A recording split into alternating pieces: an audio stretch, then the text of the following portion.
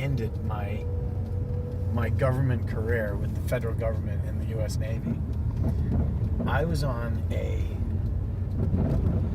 it's called TDY. It's a temporary duty assignment, and I was at Patrick Air Force Base in it's Cocoa Beach, Florida, I think, or whatever the heck it is. I don't know. I flew there. I was there for a week for a course for equal opportunity employment training, and so I was having a good time with the course.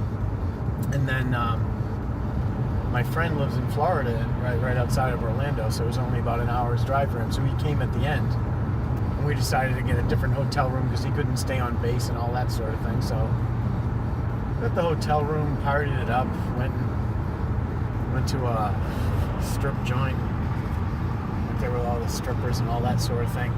And we were out so late that I ended up missing my flight in the morning. And I said, oh, screw it. You know what I'm going to do? I'm going to stay in Miami. I'm going to drive down to Miami and stay for another day and get the next flight out on the next day. And so, this person's not going to go in front of my flying down here.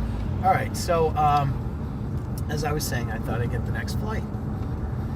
And see, we used to do stuff like this. I used to be in the Air Force and work for the Air Force. And when I got back, this job was over there in a place called China Lake. It's this weapons testing base out in the middle of nowhere in the Mojave Desert, in close to, in the middle of nowhere. It's nowhere near nothing. 3.5 hours from everything. So anyway, when I got back, my boss is saying, "Oh, we need to talk about your travel." So I first decided to make up an elaborate story. Now that is the mistake. Okay, it's not the parties and all that sort of thing. It was that I made up a story that, I don't know, I don't even remember what the story was, but I should have just told her the truth.